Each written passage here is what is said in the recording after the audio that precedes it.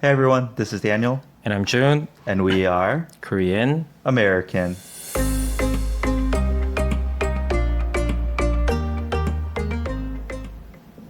Hey Daniel, Hey Jun. nice beard. Ah, thank you. Yeah, what happened? Have you heard of No Shave November? No. No. How about Movember? Yeah, Movember. Mustache November. I think that's what it stands for. You've heard of? Americans make up these weird things to celebrate every single instance that they can. It's true. It's true. Yeah. Yeah. I don't. Okay, I'm And you're doing this in in Korea. in line with No Shave November. Yeah, June, I just like to mess around with things. So yeah, I don't know why I'm doing it. Actually, the men in my church group originally were going to do it, but then for some reason they wussed out and canceled. Yeah. They were like, well, two of us already have beards. Like, I have to be clean shaven for work. They would make these excuses, which are completely legitimate if they're Yeah. listening. Yeah. But I was like, well, I kind of want an excuse to grow it out, so might as well. Yeah. So yeah, this is, I guess what today we're recording on November 18th. So this would have been I started 1 or 2 days before because I was just too lazy to shave November 1st. 1 or 2 days? Your beard gets this long in No, 1 or 2 no, no, days? no, no, no. This is 20 days of growth. Oh, okay, okay. I was saying I didn't. Normally you're supposed to like start clean shaven on November 1st, but I was saying I was too lazy to shave, so I just let it go. I see, I see. But yeah, about 20 days worth of growth. Yeah, I get a lot of compliments from Asian Americans, especially men, of course, being like, "Oh wow, you can like it really connects. You can Yeah. grow it out nicely," Yeah, I'm jealous. and they're kind of jealous. Yeah. Yeah. So Mine never connects from whatever here to my chin. yeah, Yeah.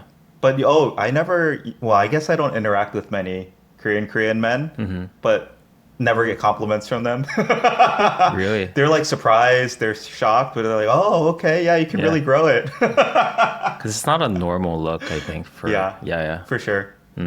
I think Korean people generally associated growing out beards with like not taking care of your life, a little bit messy, Yeah. or like unemployed. I feel seen, June. That is exactly me. But it is very rare that an Asian person can grow out a beard like you. Yeah. Yes, yeah. That is So, very fortunate. I never understand people who would do the laser hair removal. Oh, Men do that. yeah. I was like, what if you like late in your Want to grow it out? life? What if you want to grow it out? What if like at some point in Korea it becomes very trendy? That's true. To be honest, though, I would, if it were quick and painless, I would do that surgery. Really? Yeah. Oh, that's very Surprising. 의외다. Okay. Now that I think about it, Why? maybe I would regret it if I left Korea. But I think if I were just gonna live in Korea indefinitely, I would definitely consider getting that surgery. Because it's just 귀찮아? It's so 귀찮아, so annoying to have to be clean shaven. Like I think about it these days. Yeah. Of course not No Shave November, whatever. It's a fun story. I can introduce people to American culture. But outside of this month, like if I'm going to meet Koreans, if I'm going to meet relatives in any sort of professional setting at all, I'm like, oh shoot, I have to shave. And it's so annoying. But I'm not like grown out as you, but I keep my mustache and a little bit of what do you call this, a goatee? Yeah. A little bit. Why do you at do work. it? I don't know. It's just, I think it Looks good? better. I like it. Yeah. Yeah, my kids hate it. My youngest one, who is 3, she was like, "Appa, 빨리 잘라," or Because whatever. it's 따가워, right? She said, wait, what's that word? Because I was going to ask you. Maybe this was part of the language one. But she said, 따가워? 따가워. Yeah. Because in my mind, is it sharp? Like itchy. Oh, itchy? Okay. Itchy and a little bit of like, but itchy is kind of like 간지러워, right? 간지러워, yeah. But 따가워 is a little bit pain. Okay. Like the sensation that you would get if you would rub sandpaper on your. Oh, on 따가워, rough. Yeah. Okay. This is kind of embarrassing. I thought... Because your third is the best Korean speaker in your house. It was my fourth. Oh, your fourth. Well, I thought... Your fourth can already say things like 따가워? June, yeah, she's 3, so I got chills. yeah, her vocabulary I think is definitely better than mine. Oh, crazy. Okay, not quite. My 6-year-old's vocabulary is definitely better than mine. Yeah. But my 3-year-old, she definitely knows words I don't, but I still know words that she doesn't. Yeah. For example, this morning I was reading her a book and I asked, what color is this? Brown, which in Korean is 갈색, but she didn't know. I was so proud I could teach her. Anyway. ChatGPT says 따가워 is it stings, it burns, it's prickly, it's irritating. Okay. Yeah, I could tell that was the meaning just from context, but this is super embarrassing. I think we'll have to cut it. But in my mind, I was like, oh, it's like 뜨거워. Like when you touch something that's hot, you say 아 뜨거워. Yeah. So I thought it was like a similar meaning as that, which is like, oh, it's like hot. Like you shouldn't touch it anymore. Yeah. But it's not at all. Not at all. That's I'm embarrassing. so surprised. It's so that she knows that word. amazing that she's 3 years old and she can still know what to say because it's a very appropriate thing to say. Yeah. At that moment. Yeah. She's, 아 따가워. Yeah. It's crazy. Sorry, Jun. I'm like sweating so much right now because I wore ne복 today.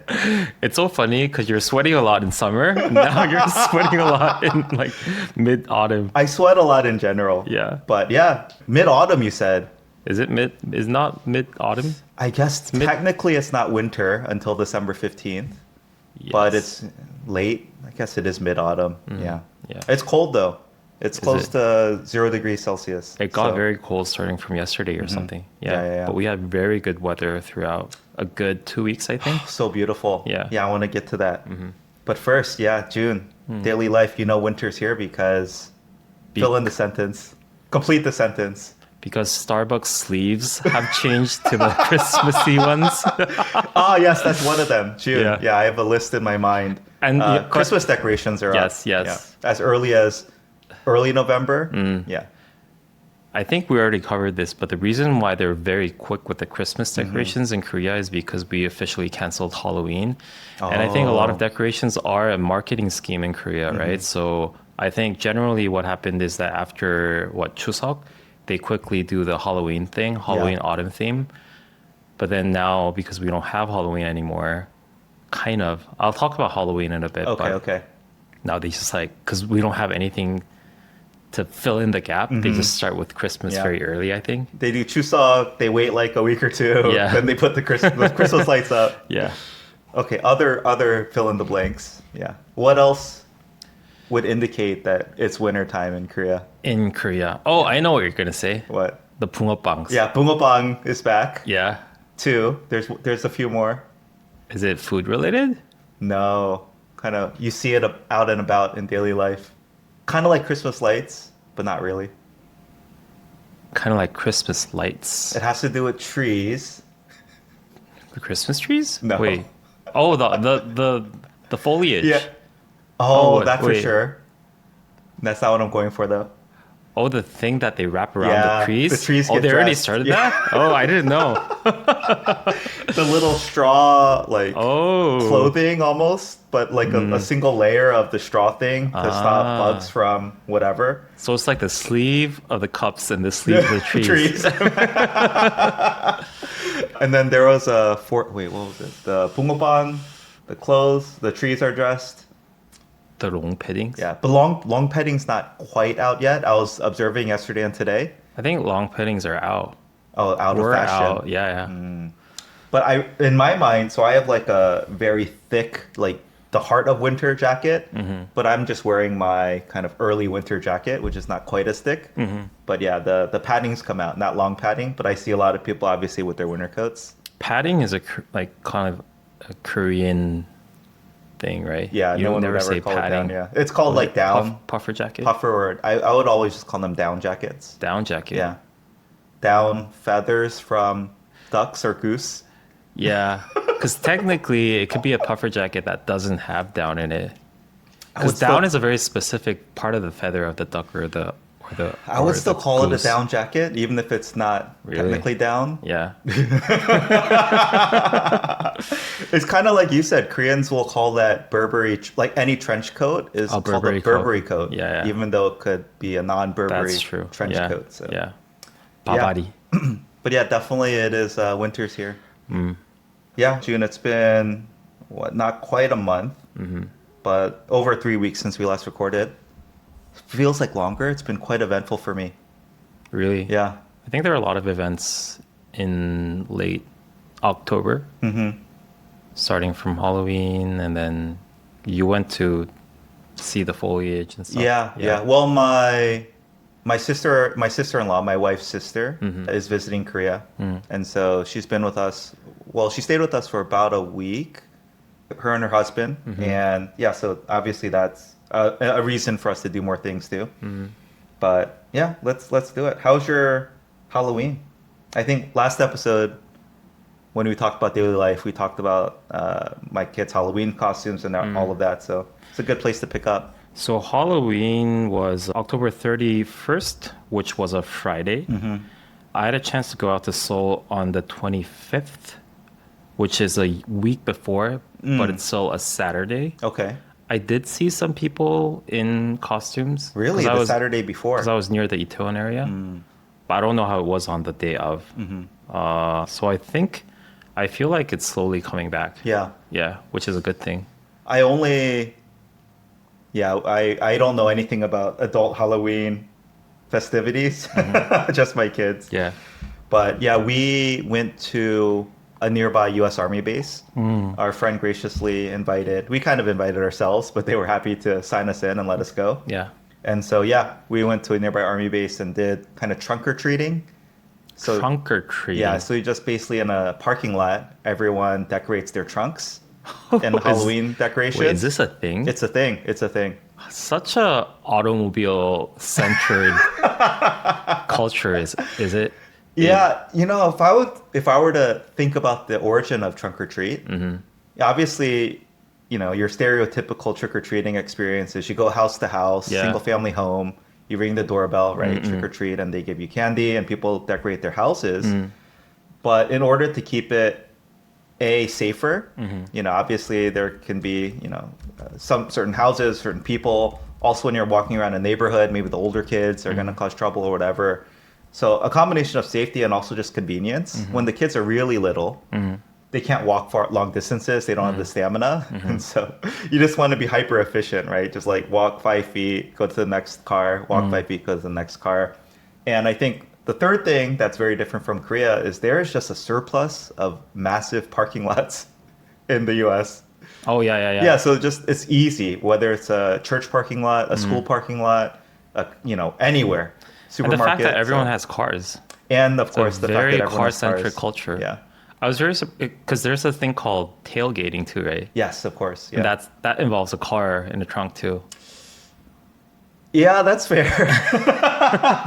Isn't it so car-centric? You just take it for granted that everyone has a car. Yeah. At least again outside of the really dense city urban areas. Yeah. If I were to be living in the US, I would never can imagine myself, because in Korea right now, I'm 40 years old and I never drove. Yeah. I do have a license and I can drive, but I never drove. But I would never imagine this happening if I were to be living in the US, right? Getting a car? Not having a car. Oh, not having a car. Yeah. So you know that if you moved to the US, you would get a car. I think so, right? Out of necessity. Unless you were living in Manhattan? New York City, downtown Chicago. It's probably it. Is there like a stereotypical perception towards people who are old and never drove in the US? Jun, I'm not sure I know a single person like that. Yeah. No, I'm serious. But if you met someone, right, and say like, "Oh, I don't own a car," I would very confidently assume they moved from overseas and just never learned. Yeah. Interesting. Yeah. Wow. Of course, once you get to a certain age, 80 plus, right, it's not safe for you to drive. Unfortunately, too many of those really old people still drive. But yeah, at that point, then you have to either take public transportation or just rely on others to drive you around. Yeah. I'm just waiting for the end of the driving era where everything is autonomous. Yeah. We're very close, right?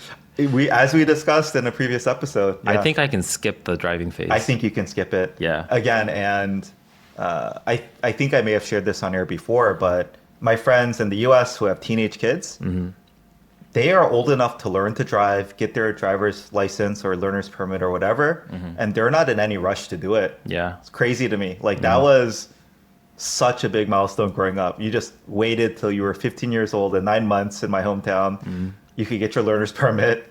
And then you went to driving school, took the test, got your learner's permit, then you could drive. It was the ultimate sign of freedom, independence, kind of growing up. And then, you were the cool kid who could drive your friends around. Yeah. And then honestly, like my parents, I was the youngest, I think. They were very excited for me to drive too. Drive myself to school. They didn't have to drop me off. They don't have to take me to activities. But in Korea, especially in like the city areas, kids are already pretty independent. They can take the subway, they can take the bus, so they don't need a car to get around. Yeah. And when I really felt that America is a very car-centric culture, When? is that when your ID is basically a driver's license. Yes, yeah. Because in Korea, it's just an optional thing. Oh, that's so The true. default is your 주민등록증, Yeah. which is your national ID. Residence ID. Yeah. But in the US, there isn't such a number. I mean, you can carry your social security. No, I don't think that gets you anywhere. Yeah. You have to have your driver's license. It's a driver's license, is your which is form a of very identification. specific thing, right? If you think about it, it's a very specific skill set. now that I acts think as about it, your ID. Yeah. Yeah. what do people use do they need to pass the driver's test just to get the license for identification? In the US? Yeah. I don't know. I That honestly don't know. That was my question was in the US. Because like, what if you don't drive? Like, how do you? Because I always You're carried. not carrying your passport around. I carried around my passport. That makes sense because you're not a U.S. which citizen. was so annoying. Yeah, it But is. you can get a drinking permit from. Yeah, there's a thing called a drinking permit. What does that card look like? I don't remember. Probably. But it's different than your driver's license. Yeah. So you had a U.S. drinking permit, but not a U.S. I driver's license. didn't have that, but I did know there's a thing Okay. for like international students who are annoyed with carrying around their passports. Yeah, you don't want to carry your passport around. If you lose it, it's super annoying to get it back. I did it. Yeah, Yeah. man. Yeah, today I learned, like, to your point, I've never thought about this because Yeah. everyone just has their driver's license. But you have to pass the driving test to get your driver's license, I'm pretty sure. Right? Maybe there's a... How do yeah. you prove your ID when you're younger than a driving age? I don't think you ever need to. You don't have to prove yourself as a resident, No. Or when like- would you ever need to prove it? as a being. No, honestly, minors are just... They're not really thought of as anything as far as I know. So like your concept of your identity is so strictly tied to your the parents. fact that you can drive. Oh, that too. Isn't that yeah. so fascinating? It's such a apt symbol of American Yeah. life and culture. A driving country. No, but you're right, June. Like when we go onto the army base, right? Security is very strict. Yeah. You have to bring your passport. They hold on to your Korean identification card until you come back, things like that. And yeah, in my mind, I'm like, oh, do I have to bring the kids' passports, kids' Korean IDs or whatever? They don't care at all. And I guess, I don't know why this was surprising to me. I thought they would at least want to check the kids' IDs too. But maybe this is a general American culture thing. Like they just don't care about your kids. Like they're so free, I think, with kids I see. until you're 18. Or They don't need to carry ID or anything. if you don't drive, they don't count you as human. No, but But I think that's more common sense to me. Because You they're don't- just kids. you don't think as a Korean kid, don't you need to carry around their identification cards or anything? I never had kids, but I would assume so. Because again, I think Korea is very abiding the law by Yeah. the literal. I don't The know, letter of the law. the Yeah, not letter the of the spirit law. of it. Yeah. If you have to have an ID, you have to have an ID. Adult or child, doesn't matter. I would assume so. I'd say for the first few years of my life in Korea, I would carry around our kids' ID cards pretty meticulously, just in case we needed it. But what I realized is they only need to know the number. And if I have my ID card, they can always just look it up wherever they are, whether it's the Jumin Center or it's the hospital, whatever. So they can verify me through my ID and my number, and then that they can see that I'm connected to my kids. Yeah. And so they don't actually need the physical card for my kids. Yeah. Yeah. So anyway, it's one of those things where like the system is so well integrated and it just works Yeah. that I don't need to carry the card around. Whereas in the US, like, there's no system to do things like that. Like, oh, here's my ID, here's my social, here's my kid's social. Just verify that we're family, right? Yeah. It's like, we can't do that. Yeah. June, I forgot to mention though, one thing that most kids do have is their student ID. So what they have is every school will issue some sort of card Yeah. that has your name at least. But I mean, it's not secure. It's not a standard thing. But if you just kind of flash your student ID, that's how you can get things like, oh, if you're a high school student, you get this discount. If you're a middle school student, you can do this for free, whatever. Yeah. I think, But that's the closest thing I think that minors have to identification. yeah. I think the government very meticulously overseeing and managing this kind of national level system of trying to understand all the population and their identification is a very collectivist mindset, I guess. And when I'm in the US, I always felt it's very loose. Yeah. I don't even feel that I'm like in the grid, if you know what I mean. Yeah. Being tracked or... Like for instance, I opened up a bank account when I was studying in the US, and that was like what, 10, 15 years ago. Yeah. And if I go back to the States now and reopen a bank account, I don't think there's a way in which the bank can understand that the June in 2009 is the same person as me. And there is no way to connect my credit scores or anything, right? I suspect you're right, yeah. Because they don't know if I'm the same person, which is so weird in a Korean mindset. Yeah. Now, can I tell you another thing? In another extreme case, I'm planning to travel to China this Thursday. Oh, yeah. And so... Oh, you are going. Yeah. In the previous episode, we had talked about whether you were or weren't. I'm like, whatever. I decided against it formally. I already have my Easter. Okay. The worst thing that can happen is that they can block me from entering at the immigration. Sure, yeah. I don't think that's going to happen. Okay. Anyways. Anyway. So now they say China is basically a cashless society. So for you to actually navigate around the country, you'll have to install certain apps. Yeah, Alipay or whatever. Yeah, Alipay and WeChat, which is like their Kakao, whatever. And I installed 2 apps. And it already feels so invaded. Yeah. They're collecting so much of my data. Totally. Like there are so many instances that I have to put in my passport number, Yeah. my nationality, and then at some point they wanted to scan my face in the Yeah, app. yeah. It's so intrusive. You had to do it too. Yeah. Just by installing 2 apps. So it's a very, I think, collectivist, totalitarian Yeah. mindset, I guess. Yeah. You just have to follow the rules. Managing all the information of the Your population. privacy doesn't matter. Yeah. Tracking.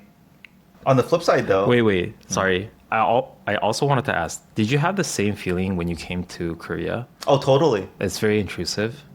Yeah, I mean, within months, I think I shared this with you. This was part of my early, like, what's the right word? Epiphanies or realizations. I said, yeah, Korea is a surveillance state. Yeah. Kind of like China, which, you said Koreans would be offended by that because they think China's more extreme. But compared to America, at least, Korea is much closer to China than the US as far as tracking you at all moments, being able to access your private records and things like that off of CCTV or whatever. So, yeah. Why are Americans or Western culture in general so protective of their privacy? My rights? On the one hand, they're not that protective over certain things, right? So, for example, I think Koreans are way more mindful when it comes to, let's say, if I post a picture of my kid, I put an emoji sticker over all the other kids' faces to not reveal their identities. I think that may be becoming more the trend in the US too, but it's like nothing like it is in Korea, right? It's like everyone knows how to do that and they follow that meticulously. But in other ways, you're right. Yeah, like in the US, your social security number, you're not supposed to share that with anyone. It's like Really? if you have your social security number, you can do a lot of things with it. And so it's supposed to be secret, even though it's just a silly 9-digit number. Yeah. That actually is quite easy to kind of, what's the right word?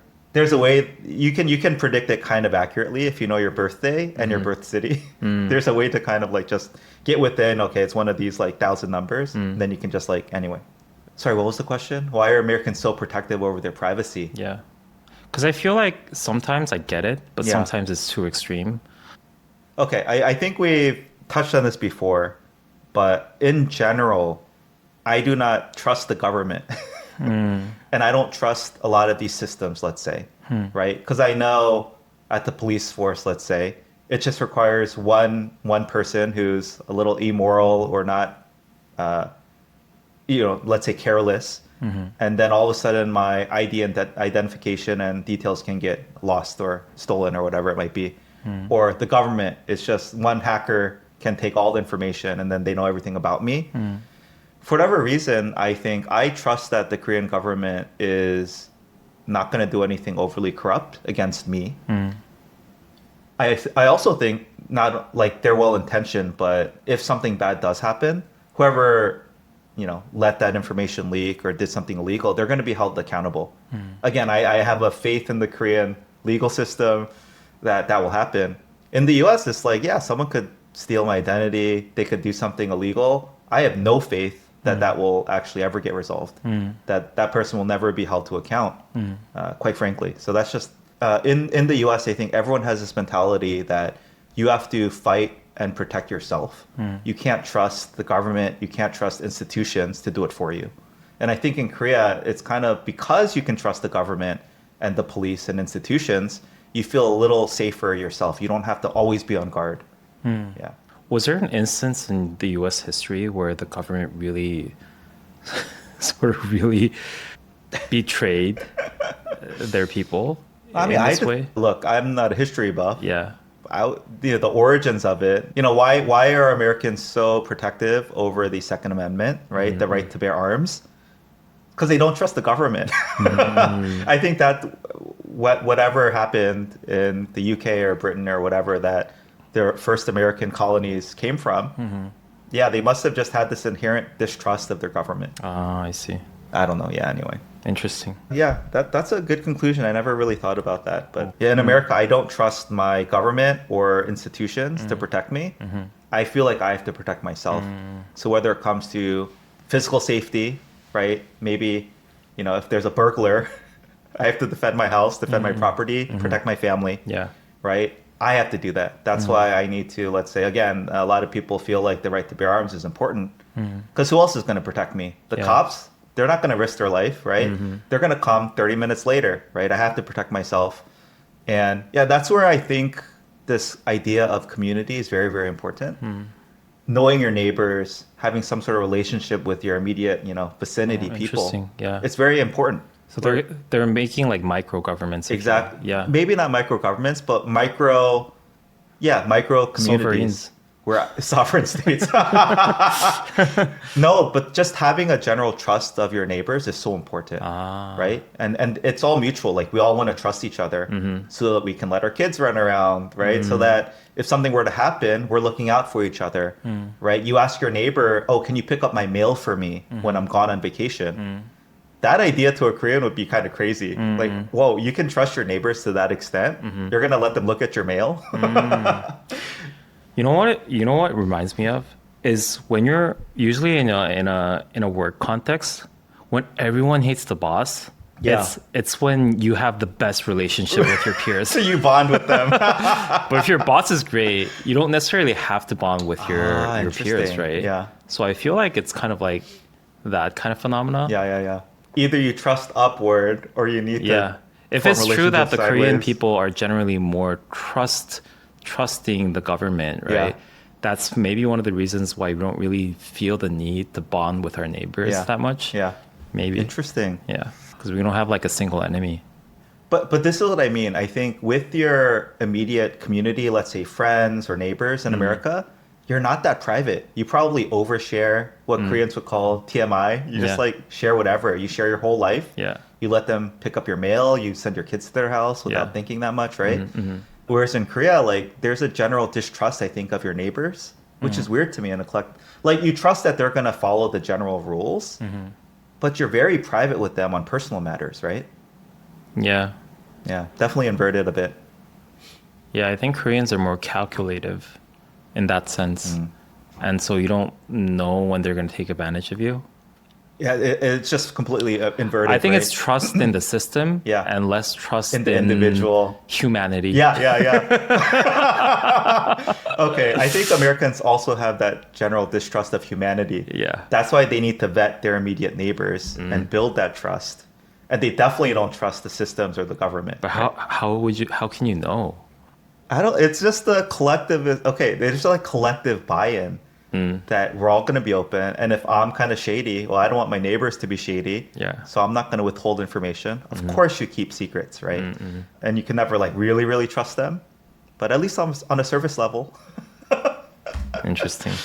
Okay, but I mean, there's a lot, right? Like, okay, this touches on so many things we've talked about before. I think for me, if a neighbor is super shady, I have a general trust that their reputation, I can get a certain sense of them through their reputation and through other people that know them. Right? Again, because the social net is kind of broad, I can find out people who know them, who've known them for years, decades, right? Or worked with them in some capacity. Like you can generally kind of vet someone by finding out people who know them. Yeah. And if none of them have anything bad to say about them, then you can generally trust them, right? Whereas in Korea, again, I think it's just hard to find information or people aren't as willing to share about someone. Or even if they do, they only just like take it as a reference. They're Yeah. going to be very careful in what they share, right? Yeah. For instance, when you're applying for a job, I'm always surprised that like the referral system in the US is very important. Whereas in Korea, it's just like basically non-existent. Yeah. Yeah. Yeah. Reputation's an interesting one because I think because of the, let's say, lack of reference points in Korea for some random person, like finding out information about them, reputation almost matters more because it's so hard to form in a sense. I don't know if this makes sense. No, in the US, I think reputation matters so much too. But because there's so many different reference points and data points, it's like, yeah, of course, someone in the world that you know is not going to like that person. But the other 9 out of 10 says great things about them. Okay, I can generally trust them, right? Whereas in Korea, you're just lucky to find even one person. And if that's good or bad, then like, you know, that's all you have to go on. So in a sense, each individual data point matters so much more. Yeah. There's probably a lot more we can discuss there. Interesting. But back to Halloween. I had some observations from Halloween I wanted to share with you. So first of all, in trunk or treating, right? I think It all stemmed from the trunk or treat. no. Our kids all dressed up. They were super excited. What did they dress up as? I think let's Sorry, see. I'm like keep on throwing you You're tangents. derailing me. As I shared last time, our oldest went as One Piece character, not Luffy, but Zoro. Zoro. Okay, good memory. Our oldest daughter went as Zoe. Our second daughter also went as Zoe. And our youngest went as Cinnamon Roll. A cinnamon roll? Cinema Roll. It's just a character. I don't know if it's Sanrio. It's just a Korean character. Oh, I don't know. Cinema Roll? You don't know Cinema Roll? I think it's a Look it up. Gen Look it Alpha up. thing. No. Cinema Roll is popular. You'll recognize it, I'm pretty sure. No, You don't recognize it? I don't recognize it. Do you know Kuromi, My Melody? You know Pachako? I know Hello Kitty. You know Hello Kitty? Yeah. You don't know the others? And then the frog, Carol P or something. I don't know Cinema Roll. She just put on a Cinema Roll dress and it was super cute. But actually, your response is perfect. Okay, I'll skip to one of those observations. Yeah. I wrote, random white guys calling my youngest daughter Cinnamon Roll. Random white guys and June. Yeah. But yeah, okay. But it must have came from the word cinnamon roll because the spelling is oddly similar. Yeah, Cinema roll. But it's not cinnamon roll. It's I know. cinema roll. Oh, the cinema roll's favorite food is a cinnamon roll. That's what it says. No, it's not a bad mistake at all. Yeah. I think it's funny and kind of endearing, right? But But it's famous enough for people to just recognize it. yeah, I'm they're so like, oh, surprised. she's so cute. She's such a cute cinnamon roll. Wow. But it's cinnamon roll. Anyway, maybe that was not as funny as I thought it'd be. Okay, June, let me get back to my story. Yeah. So we go inside. I think it's a Pizza Hut. Pretty sure it's a Pizza Hut. Anyway, it's an American style pizza. There's a food court. Yeah. There's a Subway, I believe, and a Pizza Hut. Mm-hmm. And so I want to get your take on this. I ordered my pizza. Mm-hmm. I knew it was gonna take about 10 minutes, so I go away and come back. Mm-hmm. And then I saw the person who was standing right in front of me pick theirs up. Mm-hmm. So then I know mine's about to come out. So I'm Yeah. just sitting there waiting. Yeah. Right. And there happens to be another family Mm-hmm. that ordered just mere minutes ago. But clearly they're friends Before with... you? No, they just ordered they ordered, I'd say, at least 10 minutes after me. Okay. Right. Same thing. They sort of regular medium pizza. Mm-hmm. Right. But I know they're very friendly with the owners Mm-hmm. or the people working behind the desk. Mm-hmm. Because as soon as they came, the people working behind at the store brought out all this Halloween candy. They were greeting them very warmly. So definitely they were friends. But that lady got her pizza before me. She ordered way after me. Yeah. Right? And it was kind of like a wink wink thing. Like I could tell, like basically as soon as she ordered her pizza, it came out. So I'm pretty sure they gave them my pizza and started a new one for me. Ooh. What would your reaction be? Because I'll share mine. Well, let me hear your reaction, then I'll share mine. If it happened in a Korean context? Oh, see, good caveat. Because this, I guess, was an American context, but they were both Koreans. They were speaking Korean to each other. My initial reaction, Injustice, right? I was almost gonna say, is she white? No. All the Anyways. characters here are Korean. Okay. Yeah. Even the workers. Yeah, they're Korean workers. Oh, they're Korean workers in the U.S. military base? Yeah. Like Koreans? Pretty sure. Okay. Yeah. So if this were to happen in a Korean context, it depends, because I know that they're very close with the store people. I would feel that this is unfair. Yeah. But I couldn't say anything. Yeah. I wouldn't be happy about it. Okay. But I wouldn't complain. Yeah.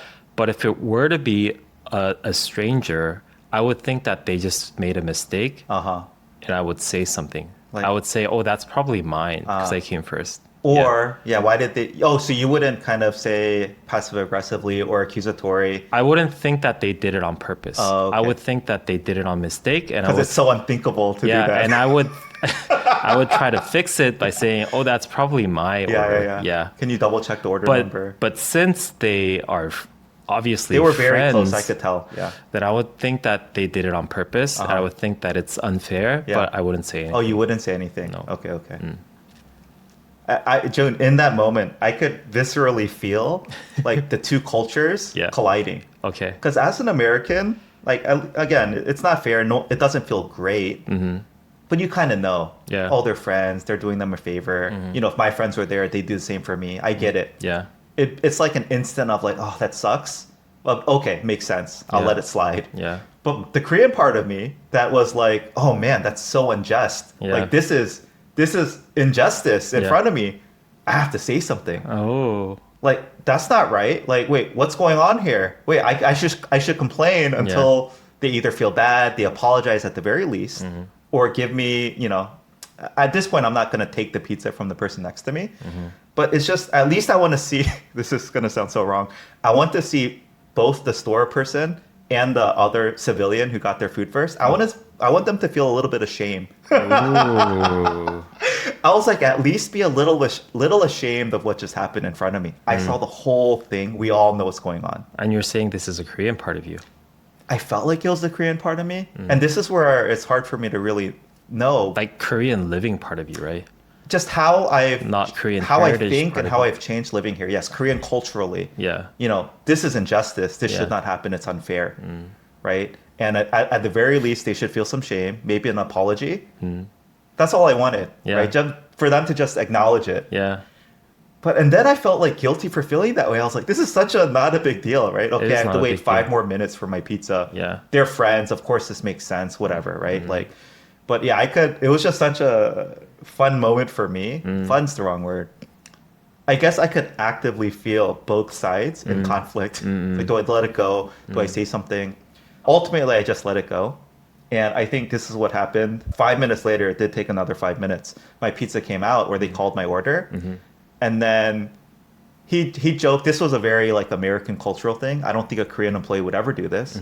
But he was like, "Oh, I'm so sorry. There's been a mistake." And I was like, "Oh no, what happened?" He was like, "Oh, you ordered a medium pizza, right? Sorry, we gave you a large." So I think this was his way of kind of acknowledging and making it right with me. They basically gave me a Oh. bigger pizza, right? Hey, that's pretty smart though. I know, but it's like, first of all, And you got the large pizza. we got a large pizza. We got a free upgrade. But it's just like, I also was What not, if- I was what- not expecting that joke though from them, right? But what if it was actually a mistake and that civilian ordered a large pizza and got a medium? Definitely not, June. Definitely not? No. I heard them all order. Like they basically got the pizza as soon as they ordered. So I think they gave them mine. They started a new one for me. And they gave me the larger one. Yeah. Another thing that crosses my mind is that would there be a ordering mechanism like that they ordered like a I had Starbucks no, siren order thing? Definitely not. Okay, June, there's okay. no way. I saw the whole thing unfold. Interesting. I'm very confident So in what you happened. think that they intentionally gave you a larger pizza as an apology, but they didn't want it to make it that No, I think obvious? they used. Okay, this is what I actually think happened. They only have a certain amount of medium-sized molds with which to make the pizza. Uh-huh. So they wanted to get another pizza started, and they only had a large left. So I don't think they actually intentionally upgraded me, but they maybe had enough nunchi to like use this as a way to kind of make up for it. They never admitted they did anything wrong. They never said anything like, "Oh, I know them, that's why." But we all know the situation here. But I think they were on top of things enough. They noticed that I noticed. Ah. So they smoothed it over in a sense with Oh, this. that is very smooth. Yeah. Oh, I like that. But anyway, it was just that injustice and fairness side versus like, you know, when I was growing up, if my friend worked at a fast food chain, they'd always give us free food. They'd give us, you know, extra orders or they'd accelerate our order first, right? I get it. That's how it works. And I'm fine with that. Yeah. And so, you know, in America, I'm not sure I would have even like, it would have been just a very passing, like, I would not have felt injustice. I would have thought, oh, that sucks, but I get it. But here, I really felt like this injustice. Anyway. It's a matter of degree though. But what if like 3 people cut in front of you in the US? You would be mad. I would have probably said something like, oh, come on, like, I get it, but, you know, when's my order coming out? Yeah. I wouldn't have tried to fight it, per se, I see. because they're going to hook up their friends, right? Anyway, Interesting. the second thing about American pizza, I have It's a all lot of... about connection and reputation. What do you mean by that? It's all about, I think a lot of the things that happen in the States is that comes from whether you know the right people or you have the Yeah, connection, Yeah, which opens up a lot of gates in the US, Yeah. which is less the case in Korea. Oh, yeah. June, did we ever talk about this? My story with that intern. The first intern on my team I hired, they were basically a referral from a... Yeah. They were one of my coworkers' nieces or something. Yeah. And I think after a week of working together, she said like, hey, you know, I'm super grateful for this opportunity, but I have to say I'm a little bit uncomfortable. Yeah. Like, why did you hire me? Yeah. Right? And I was like, well, like, you know, you're a referral. I interviewed you. You met the bar. So we Yeah. hired you. Yeah. She was like, oh, you know, I feel so uncomfortable because in Korea, like, this should have been a public job offer that was listed Yeah. for weeks. You should have considered all the applicants together and picked the best one. Yeah.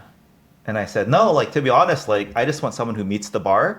And the sooner I can hire someone, the better. I understand in hindsight, maybe it's not the quote unquote fairest process, but it works for me. It works for you. Let's just, you know, be happy about it. Yeah. And she was like, oh, interesting. Because that idea that you can get something due to a connection in Korea, I think it's seen as kind of corrupt. It is. Yeah, and it's kind of a taboo. It's like a no-no. Whereas in America, I told them, like, in America, everything works this way. It's all about who you know. Yeah. It used to work that way in Korea, and that's one of the reasons why people are so careful about it. There was corruption before, and Yeah. it was really bad. Yeah. All right, June, more pizza observations. I told you this is going to be a long episode. I love food-related things. To be honest, we had eaten dinner as a family before we went trick-or-treating. So none of us were actually that hungry. But once that smell of American pizza like hit my nose, Yeah. I was like, I gotta order it. It's too akawa Yeah. to be to have the opportunity to order American fast food and not take advantage of it. Yeah, the pizza, the smell, the grease, the saltiness.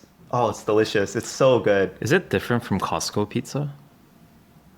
Costco pizza, even in the US, it's different than Pizza Hut, Domino's, even Papa John's. I'd say Papa John's, it's kind of comparable, but it's nothing like Pizza Hut, right? It's not as greasy. Yeah. Oh, It's Pizza Hut. different. I didn't know Pizza Hut had that reputation. Yeah, I think just the crust is like so nukia, like it's so greasy and oily, but it's so good and it's good. so salty. Yeah, I would say Costco pizza in my mind is like nowhere near as salty as some of Ooh. the pizza chains. Yeah. Interesting. But is the Costco pizza in the States and the one in Korea the same?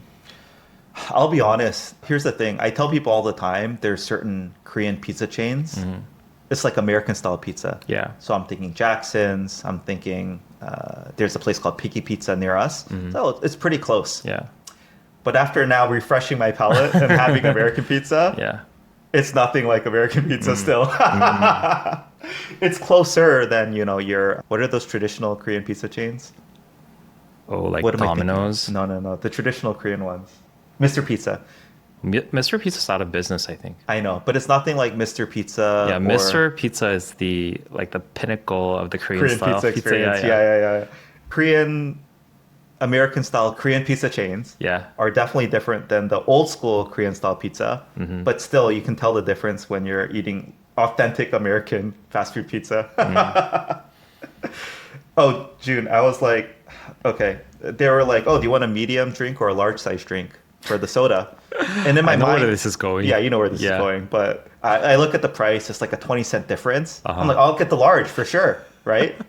In my mind, I'm thinking, oh, it's just better value. They give you like a bucket. Oh my gosh, dude, this thing is massive. It's literally like I was kind of shocked Yeah. by how big the large was. Yeah. And then I was like, wait, but they have free refills too. Why did I even need to get the large? I mean, what's up with you guys It's with every- the portions? But it's everything, right? I know that you guys are bigger in general, but if you go to Europe, right, European people are as big as the Americans, Yeah. and they don't drink like that. They Dude. don't eat like that. I can't even finish a tung-can, the fat can of soda in Korea. Yeah. That is the normal size in America. I know. Can't even finish it anymore. It's Yeah. too much. And their Coke bottles that you can get in the supermarket they literally look like missiles, They're like massive. the bombs. Yeah. I mean, 2 liter was the standard, but they have 3 liter now, Yeah. even bigger. But then I also realized it's like, wait, with free refills, why do I even need the bigger one? I can just go up and fill it up again. It's the American pride. It's the laziness of not having to get up. So I was like, oh, why did I even do these calculations? I should have got the medium for many reasons. Yeah. That's so interesting. I've never seen a Korean anything fast food chain that Have free refills. if they have free refills, they wouldn't have size options. Because the Koreans are too smart for that. Yeah. So weird. I'm trying to think because there's a Five Guys. So the only free refill stations I'm aware of in Korea are Costco and Five Guys. Costco does not have a size. Maybe Five Guys doesn't as well. Yeah, Five Guys has free refill. they do have free refills. Have you not eaten at the Five Guys nearby? I have Uh, unlimited. I mean, yeah, all the self-service soda places are unlimited. Subway, as far as I know in Korea, has a refill, but I think you can only do it once. You have to ask them, right? Too. I don't think they really check. Oh, it's honor system. Yeah. Okay. Anyway, yeah, the size of the large soda cup. Just shocking. Yeah. And I think I realized too, we must have refilled this large cup like 6 times. It's just a gross amount of sugar in Heinz. But when I was living in the States, I wouldn't even think twice about how much soda I drink. I realized I didn't crave it when I have it. Like I said, I can't even finish the big cans of soda in Korea. But when it's there, I just like default into American mode. And I'm just like slurping up this thing over. I just drink so many cups of soda. Yeah. It's disgusting. Okay, a few more notes. Sorry, Jun. At one of the trunk or treating stations, actually, there was a white family, and they had set up a pumpkin carving station. Ooh. So where they had a few pumpkins, and they were letting kids carve pumpkins. And I'm not kidding you. This this man, he had a very young kid, I think 2. So too young to carve a pumpkin on his own. So that 2-year-old wasn't there. But for my 2 middle daughters, the 8-year-old and 6-year-old, he must have spent close to 30 minutes with them, helping them carve a pumpkin as if they were, his own kids. So, I would call it like American Jeong. Like that ability to just like be instant BFF, to go above and beyond for a random stranger, I guess especially kids. But to be honest, I don't think it was only because of that. Just like this general warmth and friendliness. Can you imagine that? Just like someone spending 30 minutes with your kids, you don't even acknowledge or talk to the parent. And they're just loving on your kids and spending time with them and investing in them and giving them this great memory and experience. To the point of like, after we had finished the pumpkin carving, we went inside to eat. He actually brought the finished jack-o'-lantern because, they finished carving it out. They put the candle in and he brought it in to show my kids. We took a picture together. We took a picture with him. And I know I'll never see him again, ever, right? But just for those 30 minutes, for that 1 hour that evening, like they were basically like he was an uncle to them. Yeah. Yeah. I love that interaction. I realized just how common it is in the US and how uncommon it is in Korea. It was just a reminder of that. Yeah, like I told you, I feel the most Jeong from like a random white lady if I visit the US, which is basically non-existent in Korea anymore. I mean, it does exist among like older people, I guess. Yeah, I think it's just mutual trust. Yeah. For instance, if I would imagine this happening in Korea, and like I'm that person who's like teaching you how to carve, teaching some random kid how to carve a pumpkin. In my mind, I would think that would his parents be uncomfortable for me being like too interactive with this kid? And so like there was so many things that would cross my mind. You're always thinking about the other person. Yeah. You're not focusing on the kid, the experience, the memories. Yeah. Yeah. But my kids absolutely loved it. And yeah, it was just such a genuine and heartfelt interaction. Yeah. It just stood out to me. Yeah. Were they, so this is another tangent. Yeah. I always want to do the pumpkin carving in Korea. Cause it just brings me nostalgia of like that freshly cut pumpkin smell. And it's so fun, right? Yeah, it is so fun. But they don't have that breed in Korea where it's like pumpkins. soft enough that it's like so easy to carve. There are pumpkins that are sort of orange looking in Korea, but they're so thick. And the 껍질, the crust, or like the exterior is so hard that it's very dangerous. Oh, so you've tried? I've tried. They don't have that breed where it's like so soft and big and very like bright orange. Jun, if I'm here next Halloween, I'll make sure to get you one from the army base. Or let's start a business. Do you think Koreans would be into it? Because like they do it all the time in like the audiences and stuff like that, right? They carve that. But American you can never get that like soft crust thing. Well, if the 어린이집s are getting it, you must be able to get it somehow. I'm pretty sure they get the fake kind where it looks like that, but it's too. And they probably just like marker over it. They never actually carve it out because it's going to be too dangerous. Yeah. Because it's too thick and hard. Yeah. Interesting. We should grow like the American style pumpkin breed. Yeah, we should rent out like some like small patch of land and then grow out the American pumpkins. That would be. Do you think there's demand for this? I'm pretty sure. But okay, in America, but it's just gonna be a one-time thing. June, in America, of course, it's a fun kid activity, and maybe that's enough of a market. Yeah. But then they're going to be trick-or-treaters, so you have to decorate your house anyway. Yeah. Plus, so you have somewhere to display it, light the candle, right? It's like you have to do it outdoors. It's kind of a fire hazard to do it inside, right? None of that is applicable to Korean society. Well, you can put little LED candles inside. That's true. Yeah. But would you put it outside your apartment door? Oh, it'd be inside for decoration inside? Yeah. But then you don't have friends over. You do. But most Koreans don't invite people over. So who are they displaying it for? Well, Korean people have Christmas trees all the time, but they don't invite people over. Okay, that's true. It's just a festive thing. Yeah. But is Halloween a big enough thing here? For children. Not as big as the States. Yeah. But yeah. That is true. At my daughter's kindergarten, 유치원, I would estimate about 50% sent their kids in a costume on Halloween. So yeah, it definitely has some traction, but it's Yeah. not as ubiquitous as the Yeah. US. Yeah. I love that smell. Fresh pumpkins. Yeah, when you cut it open, that smell of pumpkin, fresh pumpkin, reminds me of Halloween. It's a very strong smell. It is. I think you must have very strong memories of Halloween in the US. Strong memories of everything in the US because it's so different. Yeah. Yeah. Interesting. And it's so like embedded in your mind. I read a research article recently. It said between the ages of 6 and 10, kids' most fondest memories when they're adults are of vacations. Oh, yeah. Yeah. Anything that is different, I think, than the daily experience. So for you, the US must have been just like a 2-year vacation. It's crazy. It just all stands out very vividly. And the for you. cultural difference was even starker Yeah. at the time, like Yeah. early 90s. For sure. Yeah. Interesting. Yeah, and my final note for Halloween that night, 30 minutes on Halloween.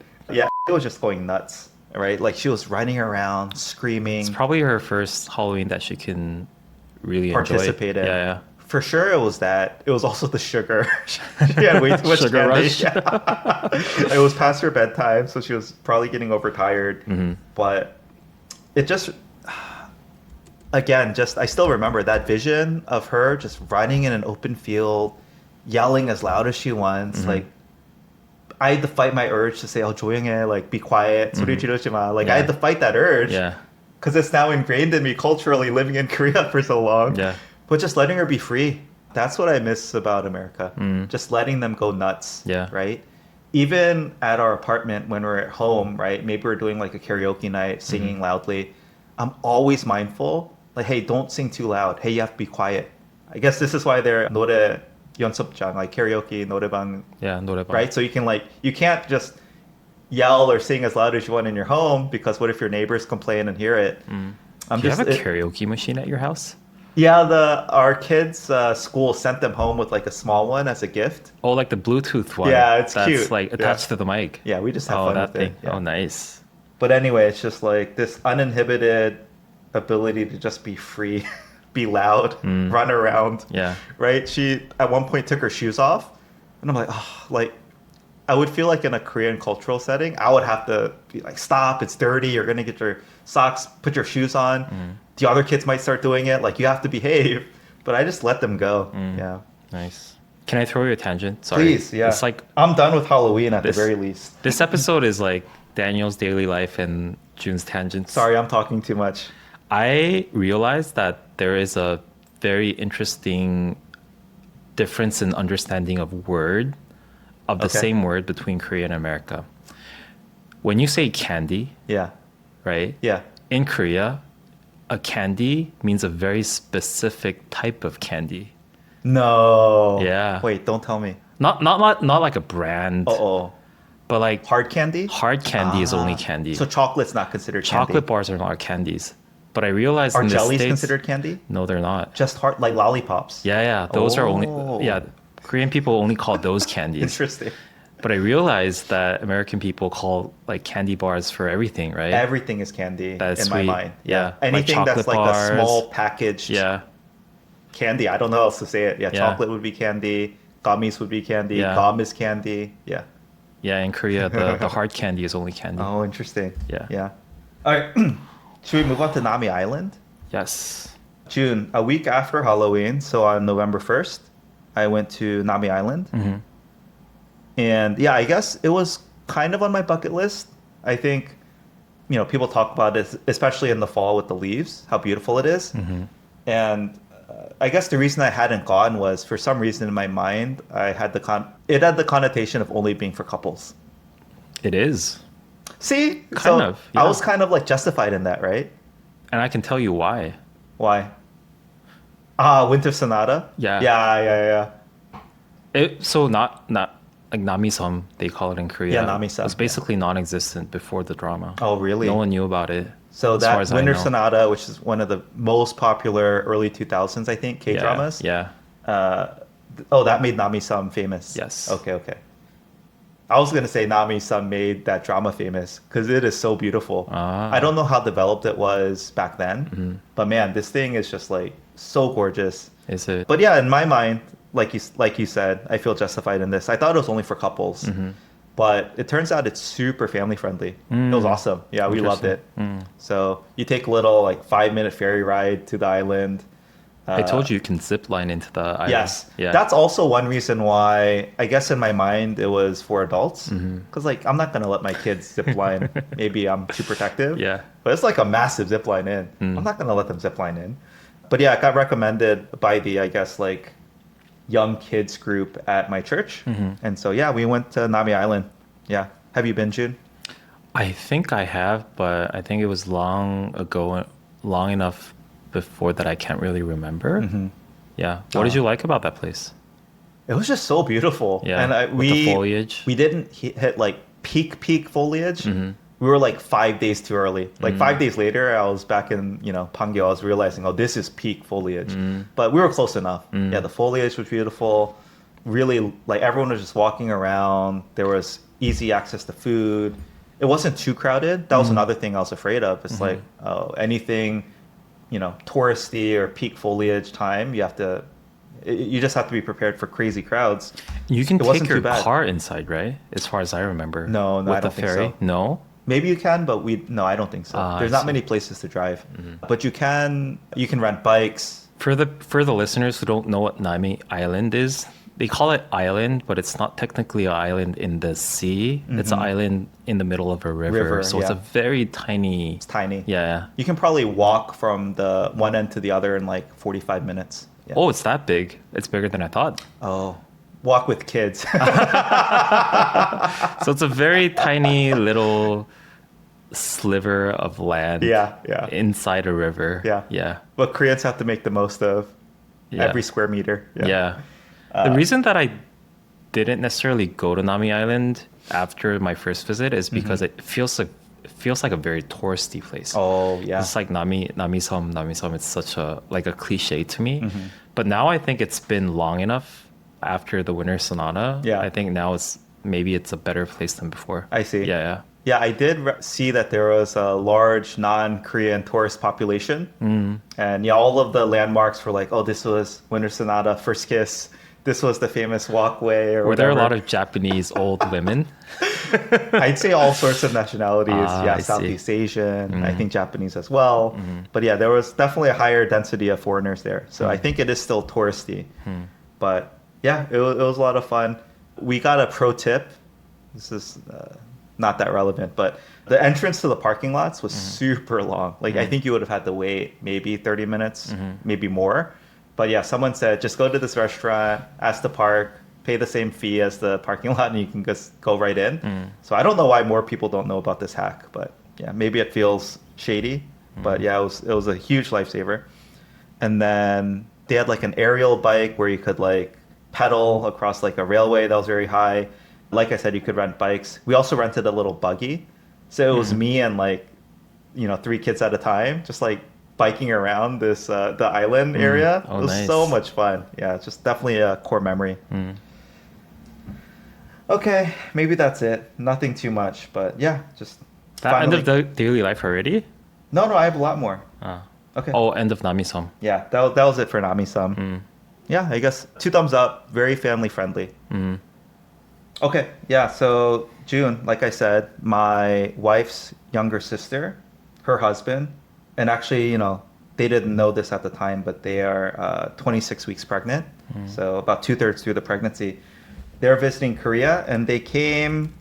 I guess they're always looking for excuses to visit, but they're super into fitness, and they signed up for HYROX Seoul, which happened, I think, a week or 2 ago. Do you know what HYROX is? No, I don't. It's basically I guess, fitness competition. And I don't think people are doing it to win per se, but just to participate and be fit. But yeah, HYROX is like in line with F45, CrossFit, things like that. So a combination of strength and cardio. So there were, I think, 8 stations where you have to do things like, push 75 kilograms or pull 75 kilograms or do burpees for whatever, 200 meters. Yeah, things like that. And then alternating that with running, like I think it was 3 kilometers in between each of these stations.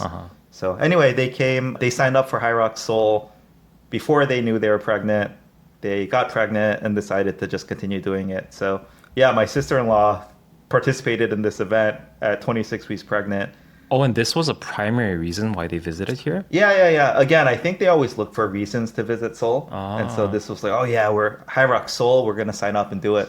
So And so I'm guessing there are a lot of foreigners than Koreans because I've never heard of HYROX in Korea. yeah, I would say probably about a third foreigners and two-thirds Oh, seem to be Korean there. nice. Yeah. Where did it take place? This was at COEX. So the COEX. COEX Convention Center. I forgot what floor exactly, but C3. Anyway, whatever. Yeah, I mean, definitely never seen so many buff and fit Koreans. And I told you I have some trauma from like being the only one at the pool without a shirt on, right? My first time visiting a pool in Korea before I knew about the what is it called? Rash guards. Rash guards. Yeah. Yeah.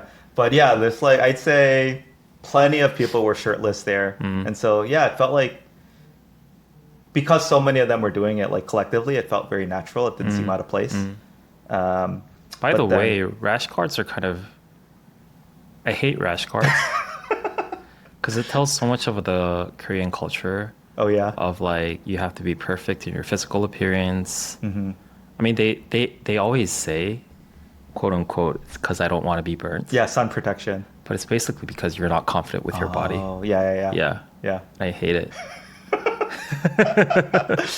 And it's so weird that if Yeah. you go to like these pool places, only the buff people don't wear rash guards. 'cause It's they're like out of confident enough? pride. Yeah. And it's like a class system where like You're fit enough to not Yeah. wear a rash guard. Yeah. yeah, I don't like that. I agree. Yeah, just like be free, Yeah. be yourself, be Yeah. comfortable in your own skin.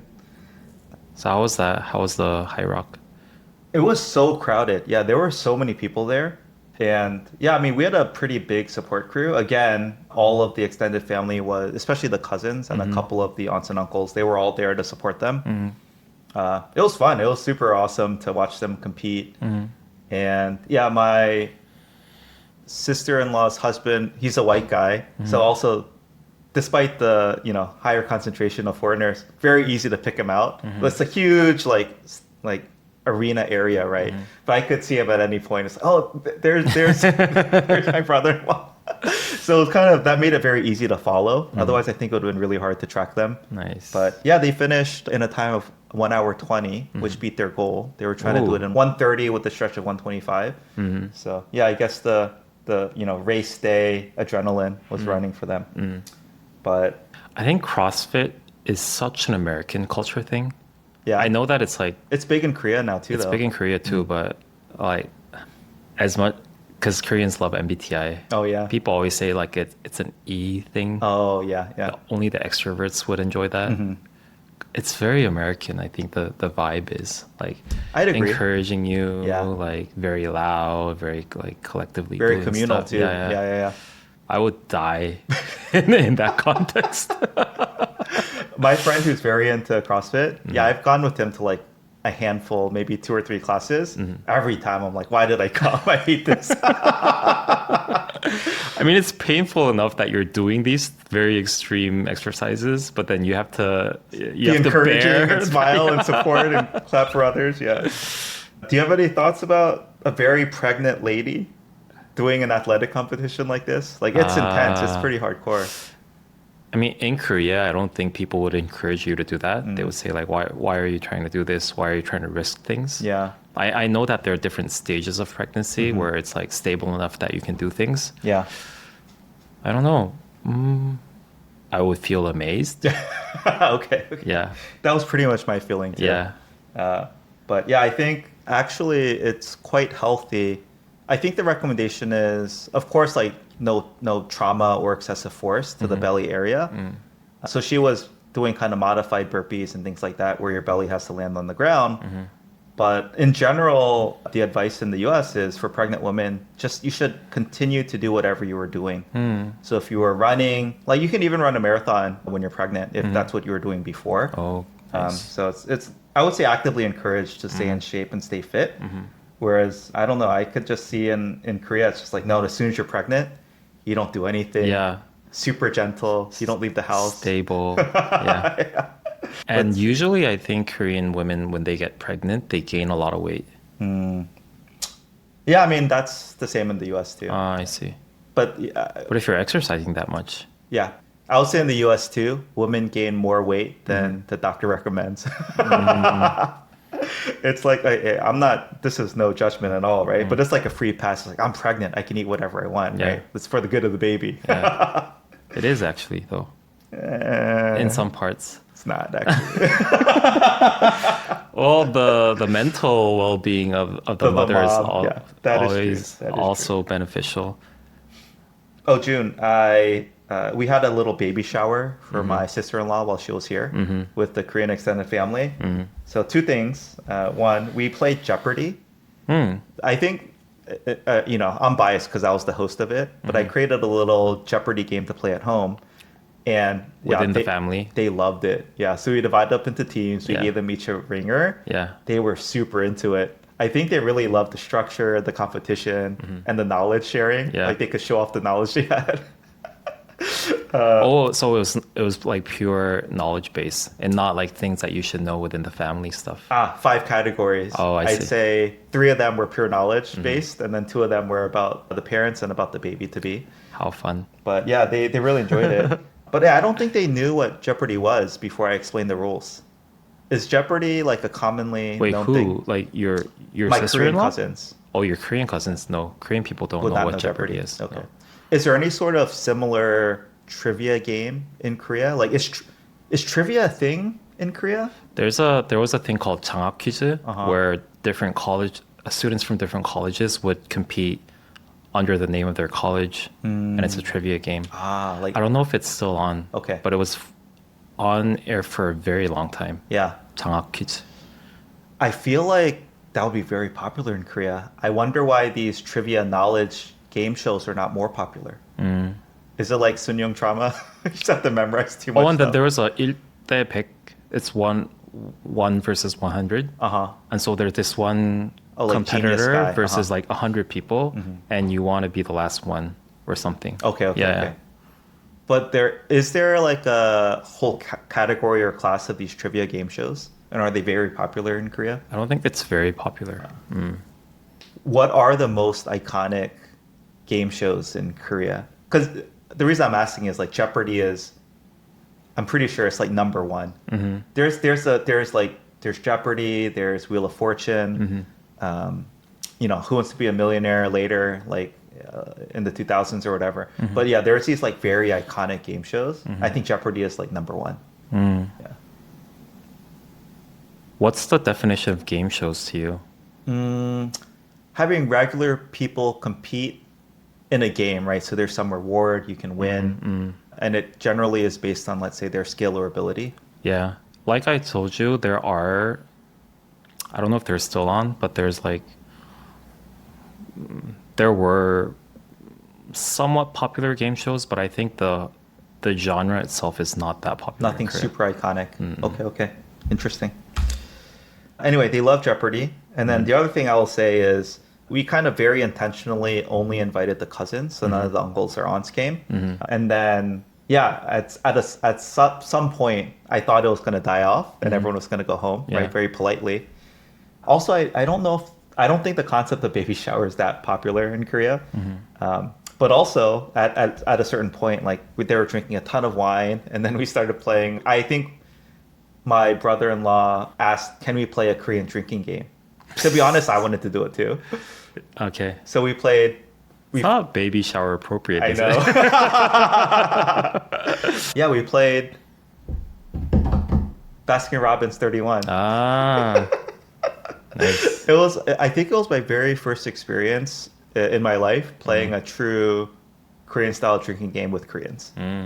I've gotten close in my late 20s playing with Korean Americans, but this was like 80% Koreans and just like 4 of us Korean Americans. Was it fun?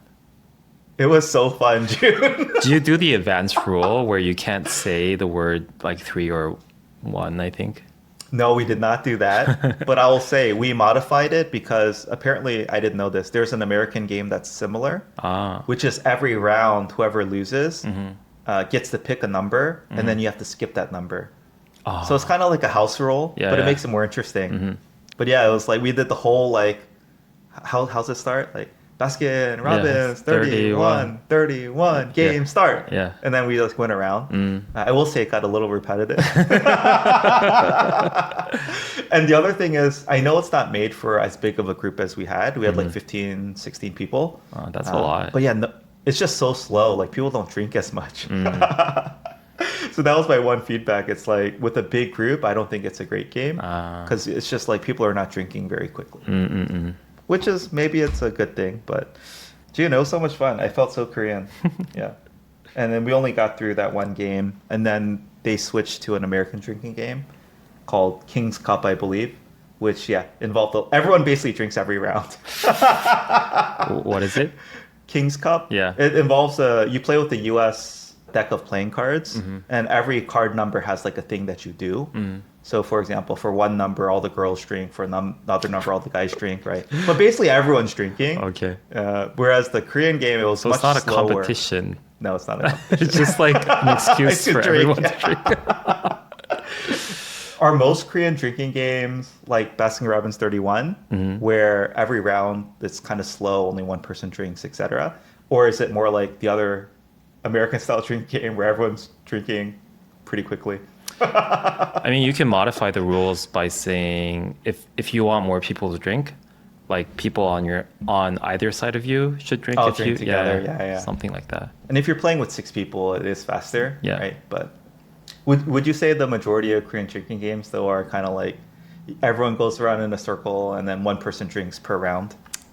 Pretty much, yeah. Okay. As a rule of thumb. I don't know. It's just, I think maybe American drinking games are naturally going to, because maybe oftentimes more people are playing at once, they have to involve more people drinking every round. When I was in college, there was like one drinking game that we would always gravitate towards if we feel like not a lot of people are drinking, which is like kind of crazy to think about now. 4 people in the group volunteer as competitors. Okay. And you bring out 4 like large glasses, right?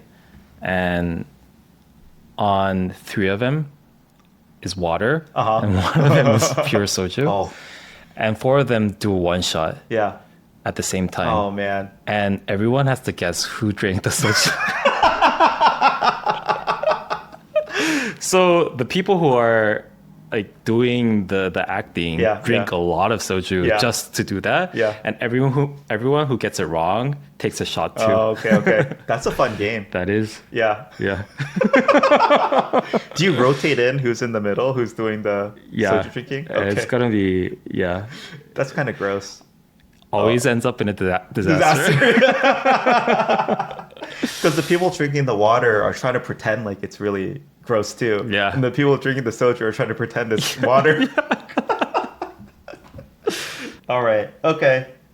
There's more I could share, but I think I'm officially done with my daily life. Oh, no, there's one more I have to bring up. All right, Jun. I have one daily life thing. Okay, you go. So one of my high school friends who works for a big tech company in the US, he's right now living in Seattle. Okay. I think I can share this. Got laid off. Oh, no. In the massive rounds of layoffs in the context of AI. Job displacement, productivity, or whatever. And I just feel like we're living in a very weird era right now where people are trying to adopt AI as fast as possible and they're very proud of it. But like they're also seeing people losing their jobs because of that in front of their eyes. And I met other people from Korean tech companies too, and they're all saying like our number 1 goal for this year is AI productivity. And I'm like, do you know that eventually you're working very hard to replace your job? And no one knows what's going to happen in this whole, AI whatever. It's it felt very eerie and weird that you have to work really hard to replace your job and you just get laid off. I mean, I fully agree with you. I am definitely a bit insulated from it because I'm 2 years now, almost exactly 2 years now into my non-employment. So I'm not faced with it day to day. But I mean, what I'm faced with is my kids and how to raise them, what skills they need to learn, Yeah. what the future will look like for them, whether it's college, career, etc. Yeah. I have no clue how to navigate this, right? Right. I don't think anyone does. So crazy. It really feels like it's a crazy time. Mm-hmm. The one thing I would say, and I know it does feel a bit different, is that I was listening to a podcast and they started off with this quote, right? And basically it was something like, what was it? The quote was basically something like, oh, these machines will replace every single job known to man, and it's only a matter of time. Yeah. And of course, everyone's supposed to think it's from like a modern AI company, but it was actually from IBM in like the 50s, back when they were using punch cards, right? And these very old computers, right, where it was super manual still. My only takeaway from that is this feeling that we're on the precipice of complete job displacement, uncertainty about the future, and new technology and what it'll mean for society. That tale is as old as time. That will always happen. And this fear that our jobs and our livelihoods are going to be completely replaced by machines or whatever it might be, that's been around for, a very long time. At the same time, yeah, like living through it, I also feel this like, yeah, it does feel like unprecedented times, but I wonder if every generation says the same thing. But at least in my lifetime, I've never felt such a drastic change in the way that people work. So in that sense, yeah, I mean, it does feel special Yeah. and unique. So I agree with you. Yeah. I feel that, again, very viscerally. Being in tech, not being employed now, thinking about if I'm going to get back into employment. And again, very specifically with my kids, what their future will look like. Yeah, I know it's a very scary and unprecedented time. One thing I would say, I want your take on this. I trust that Korea will get this right.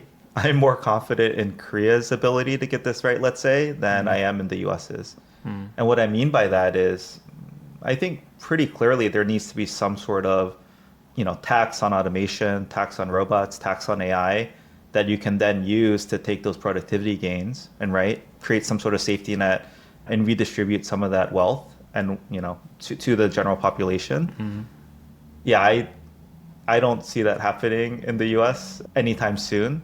And I could see a smaller government that's really more on top of things like Korea get that right. But I want to get your take on that. I don't know. The thing that worries me about AI in Korea is that the technology, like the core technology, is too much US driven. And so, again, even while we're entering this new era of AI and productivity, it's like the hegemony of who governs the power of how everything works still hasn't changed. Yeah. It's just in the hands of a few people who have all the power and control. Or yeah, just the US basically in the AI world, or maybe China. Oh, I see what you're saying. So I see. again, we have to be very dependent on other superpowers.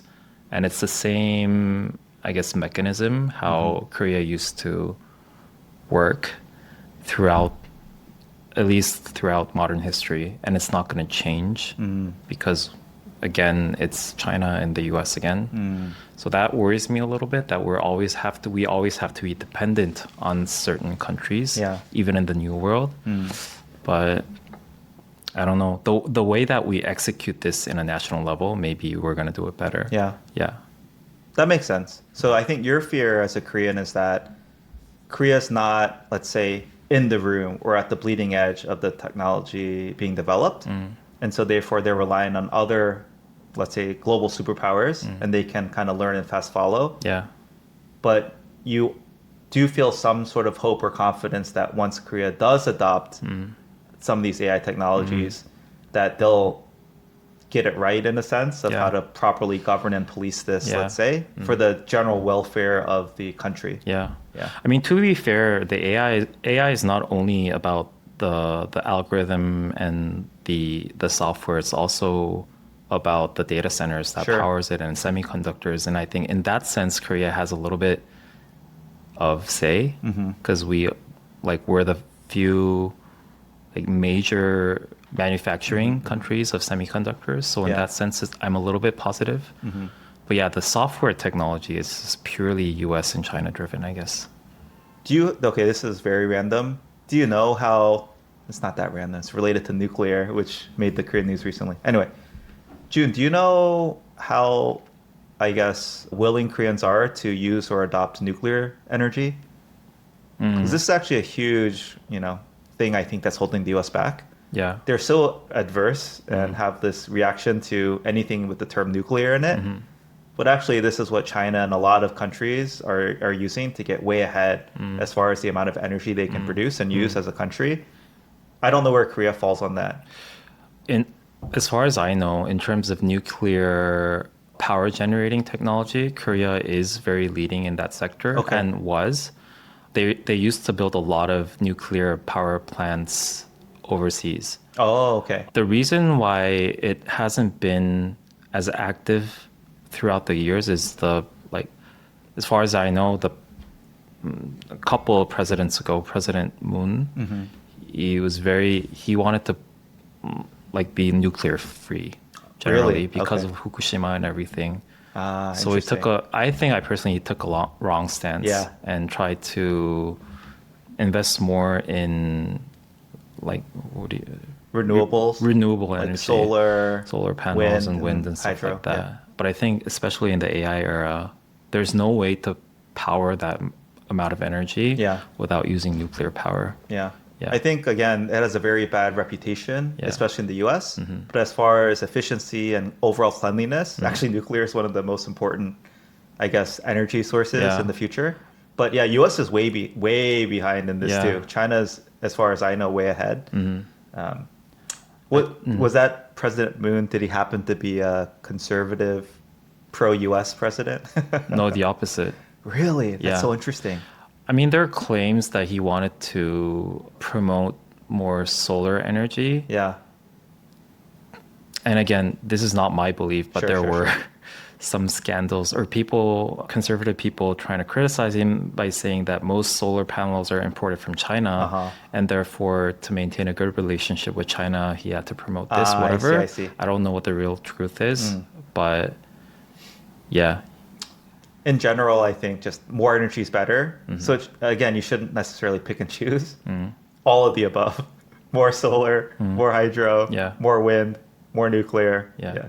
I do think people, the public in general, has an irrational fear of nuclear power plants. Fully agreed. Yeah. And you're saying this is true in Korea as well as it is in the US? Yes. Okay. Yeah. For whatever reason, I think, again, China doesn't have this at all. And they're definitely at the very forefront of how much energy they're getting from nuclear. Yeah. And I think it's a huge advantage for them. Yeah. Wait, does Homer Simpson in The Simpsons work in a nuclear power plant? It's so random. It just crossed my mind.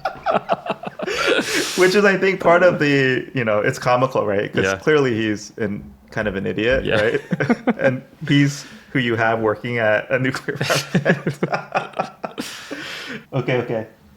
My final thing for daily life, June, it's just reached a breaking point. Haha, you'll see in a second.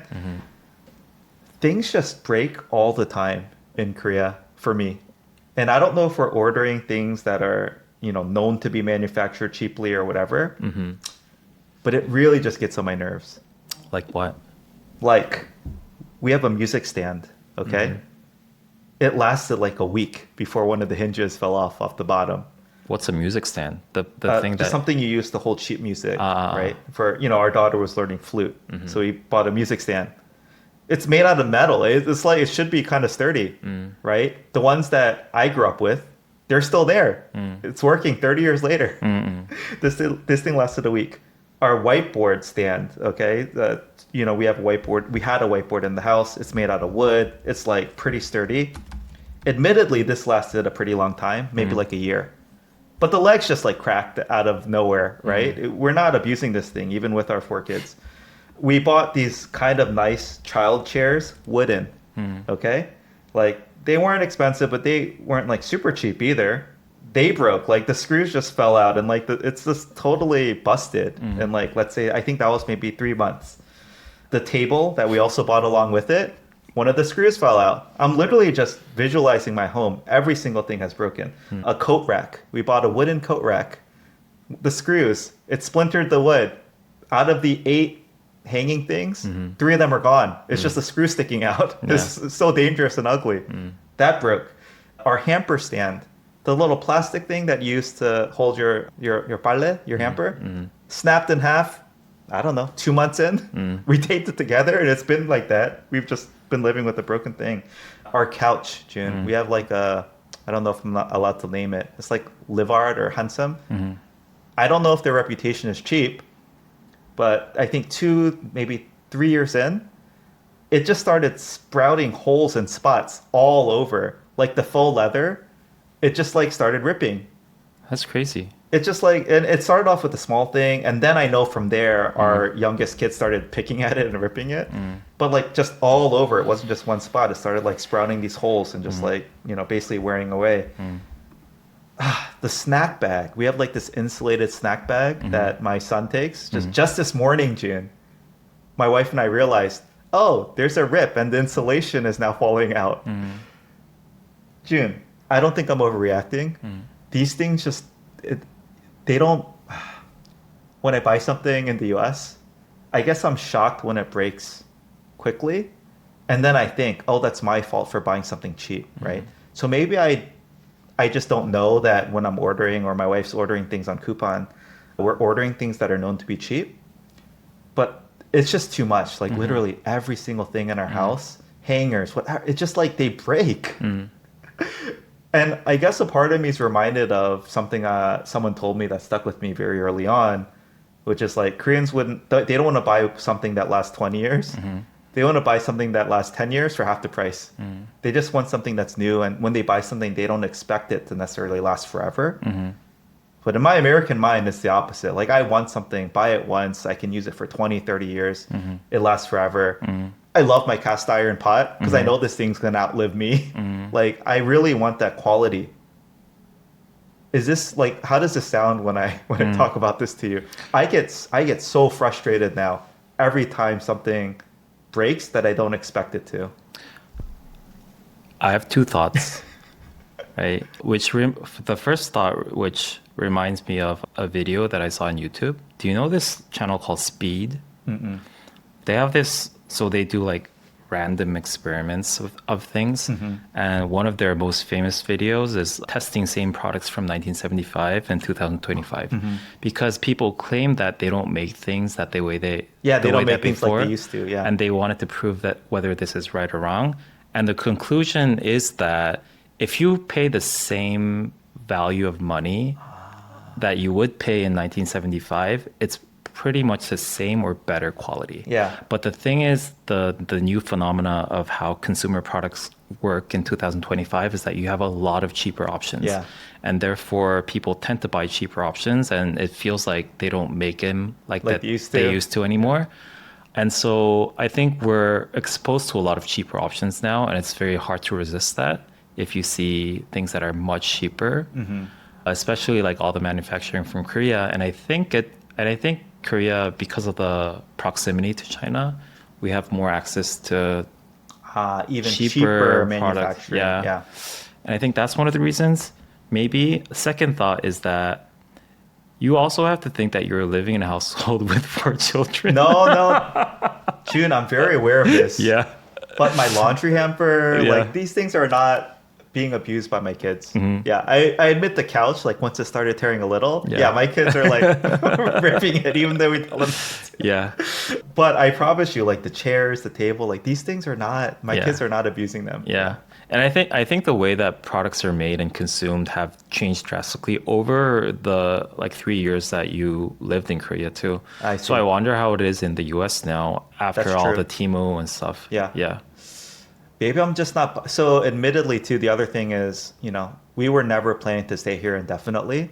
So we intentionally bought like cheaper things. Yeah. But I'd say I'm pretty cheap in general. Like I think I'm very I think I'm very value conscious in the US too. So I'm generally buying things that are good value for money and things like that. I'm just not used to every single thing breaking all the time, right? It's like even the cheap Tupperware things, right? Yeah. Like the ones that I buy off coupon, like one of the, snap hinges, it'll break after like a month. Really? Whereas like the Tupperware things that I buy from Costco that I'm used to, Yeah, they generally just last. But Costco versus Coupang is a bit tricky because I think Costco is known to have like they're very careful But what they in carry. yeah. So I guess I trust Costco products, but they are more expensive than what you can get on Coupang. but do you have this experience? Like, do things just randomly break for you, or do you buy things that are more quality that are built to last in Korea? I don't necessarily try to pay more for better quality, but they don't break as often as you described. So that's why that brought me to my second thought. Let me look around. Yeah, I mean, you generally have nice stuff, I think. Not necessarily. But come They're on, not expensive stuff. but you're not buying the cheapest thing. I don't buy the cheapest thing, Yeah. but not the expensive thing either. Okay. Yeah. Maybe that's it. I think my mindset of being here temporarily, plus the, let's say, accessibility of very cheap manufactured things is very high here. Yeah. So maybe that's what's causing this. Yeah. Okay. Yeah, maybe I shouldn't attribute it to Korean construction quality. Or maybe you don't know the reputation of brands. I for sure do not. Yeah, because Korean people like kind of know They would know. by their guts, like, oh, if you want to buy Tupperware, you should buy like Lock and Lock or something like that. You know, that's true. But when I'm on Coupang, I think the thing I look at the most is the number of purchases and reviews, right? So that's generally what I go by. Whereas, yeah, in the US, I'm sure there's this crazy amount of cheap stuff on Amazon, but I would never buy it because I know better. Yeah, Maybe that's it. I just don't know better in Korea. maybe. I wanted to ask, though, at least this ethos of quality, built to last, buy it once for life. Is that something that resonates with you or resonates with your typical Korean, you think? I don't want to say that the concept doesn't exist, but it's a lot less important in the modern era of consumerism because it's so easy to replace it by a cheaper new one. And I think the way that people purchase things and their mindset has shifted a lot. Yeah. How about this idea? I could imagine in Korea this idea of like vintage goods, like vintage furniture, vintage cars. Yeah. Like that's just not a thing, right? I mean, it's a niche market, I think. Vintage clothes, I think, could be there for fashion. Yeah. But yeah, for furniture, for cars, it's probably not as appealing, right? No. There's like a certain charm, I think, of like getting that old, like you said, that YouTube channel, the idea that like, oh, they don't build things like they used to. Yeah. So like people take a lot of pride. Oh, I'm using 100-year-old cast iron pan. This table is 100 years old, Yeah. right? This car is 50 years old, and I've maintained it, Yeah. and still drive it around. Yeah, I don't think that culture exists as much in Korea. Yes. And I also want to say that because maybe the US has such a short history, they tend to more wanting to cling on to that concept of that this is old and Yeah. vintage. Maybe, I don't know. Yeah, that's probably right. I think the older your country's wealth might be, the more they cling to that. Yeah. Like I just imagine Europe is probably even more extreme than the US. Yeah. They love old vintage Maybe. classic things. Yeah. Also, yeah, I think a very good example of the new phenomena of consumerism is fashion. Like fast fashion, right? Yeah. Like Uniqlo and stuff like that didn't exist 20, 30 years ago. And the way that people used to buy clothes is that they wanted to buy more sturdy, like durable clothes. But Yeah. now I think the mindset has shifted that I'm just going to buy this for this one season. Yeah. I'm going to throw it out Yeah. and then buy new ones. Yeah. Yeah. I hate fast fashion. Okay. You never shop from Uniqlo? Uniqlo's kind of quality. I'm thinking top 10. Oh, top 10. All my clothes from top 10. Oh, top 10 is the worst. Yeah, I just wear it even mid-season. I'm like, oh, I Yeah. washed this 3 times. I have Yeah. to throw it out. Top 10 in 8 seconds. Yeah. It lasts for 8 seconds. But Jun, like, what's the step up in Korea? I don't know. I only know fast fashion in Korea. Like, what's one step up? This is one of my gripes. Like, what's one? Musinsa, would you consider that fast fashion? Mushinsa standard? Yeah. Yes, fast fashion. So Yeah. what's above it? Like in the US, okay, there's, let's say, Old Navy, Gap, and I think it was Banana Republic. I don't know. Like, but they're all the same company, but they have their different tiers.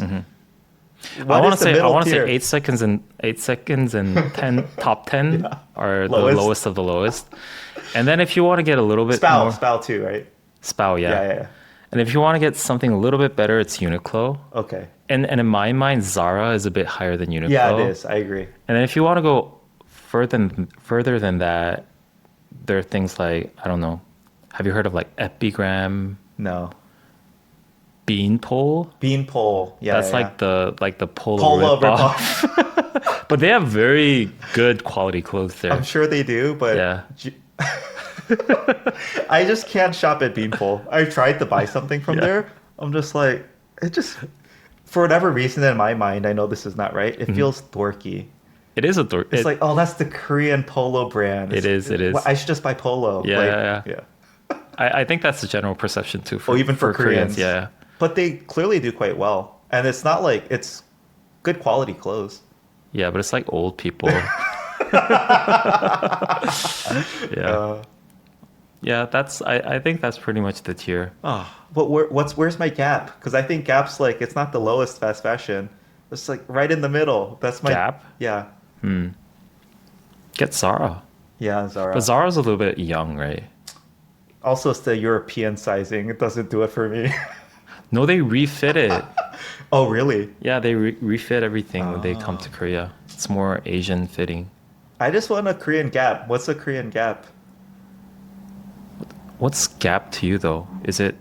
It's like- higher than the Old Navy. Yeah, it's just it's not. What's the tier right above Spow top 10, 8 seconds? Yeah.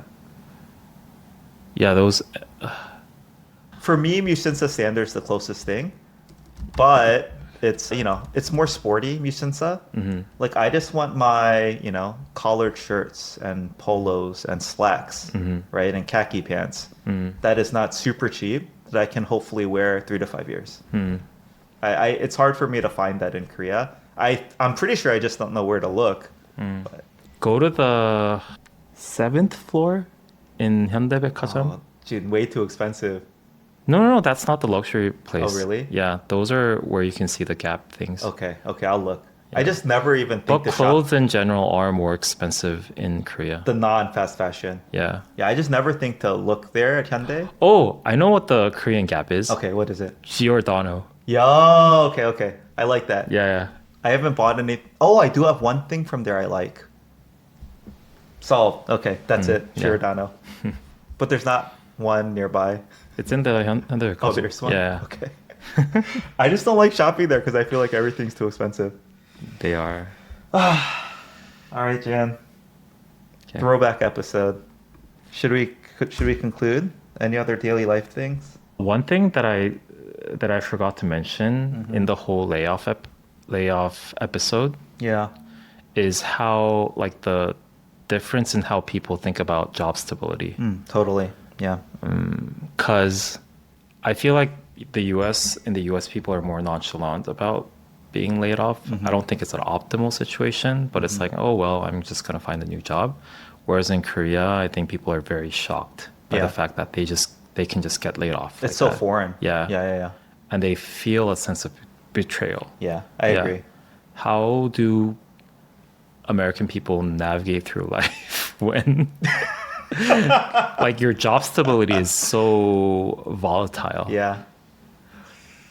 Honestly, okay, I think the degree to which companies, especially large companies, are laying people off in the name of AI or whatever it might be, it is higher than before. So, this scale of layoffs is also, I don't think, it hasn't been the norm in America for its whole history. Yeah.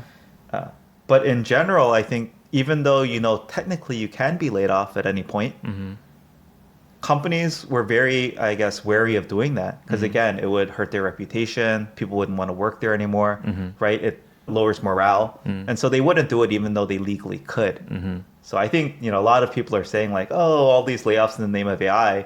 Companies have just been waiting for this opportunity to fire too. indiscriminately without it hurting their reputation, and so they're taking advantage of it. Yeah. So I would say this current climate for work is also pretty unique in the US as well. But in general, this is what I've said before. I think there's so many opportunities in the US. it's like, okay, well, I got laid off. I'm just going to go work somewhere else.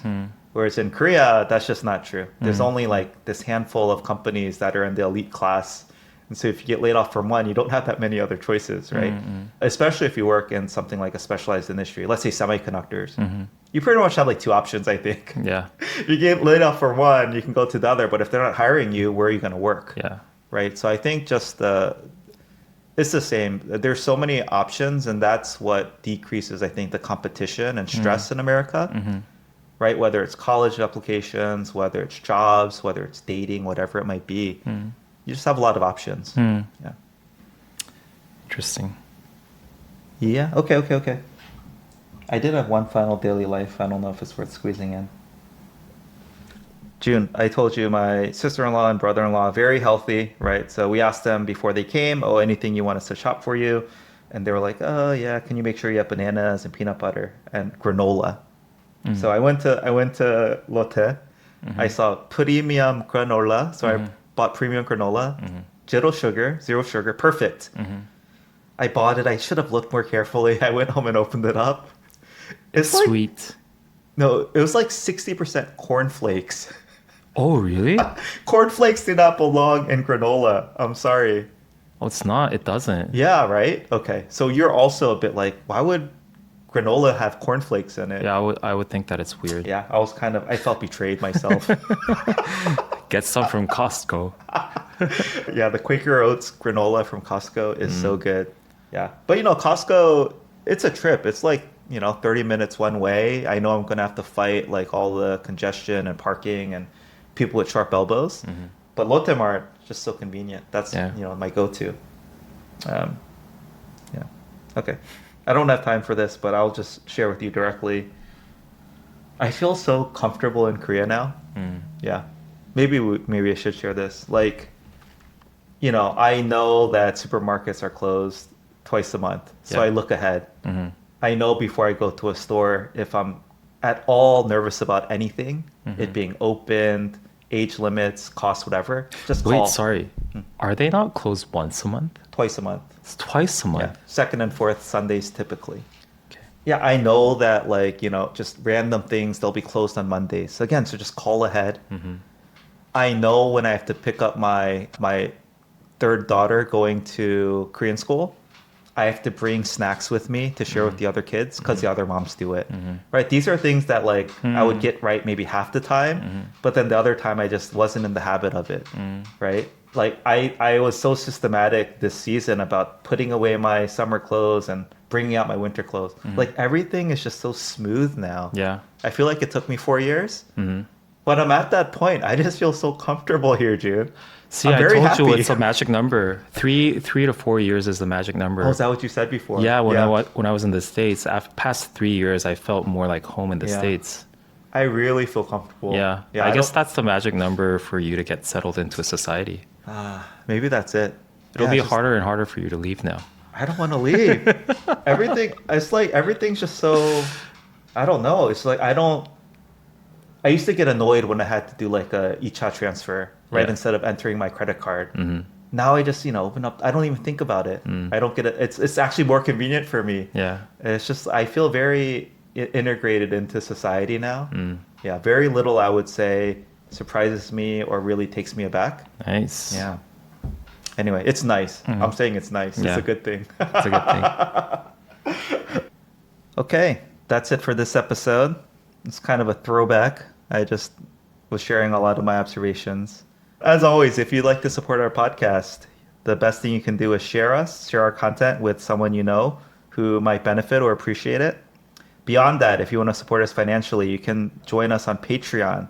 For the minimum tier of $1 a month, you too can get access to our Discord, where you can communicate with us directly as well as other subscribers. Share your thoughts on the latest episode, give us feedback, suggest future episode topics, and just connect with other subscribers. Since last recording, we have 4 new Patreon subscribers. So first is Gina. Thank you, Gina. Next, we have Jess. Thank you, Is Jess. this Australian, Jess?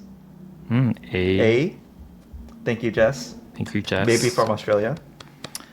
Thank you, Gwyneth. Thank you, Gwyneth. And finally, thank you to Holim. Halim? Thank you, Halim. Or if they're Korean, probably horim. Oh, Holim.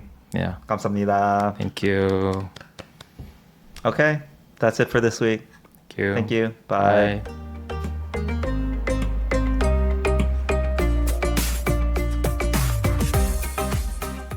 By the way, I'm sweating too much because I have 내복 on. Hold on. Do you want the fan? Oh, I don't have the fan. Oh, you don't? It's in the I'm just gonna 창고. cool off. Maybe I think it's the hot coffee.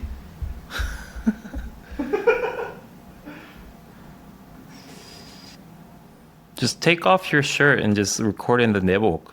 That's kind of. Why do you have 내복 on already? I wanted to be extra prepared. Oh, I thought you were the type of person who doesn't really feel cold that much. Normally. Oh, this is annoying. Okay.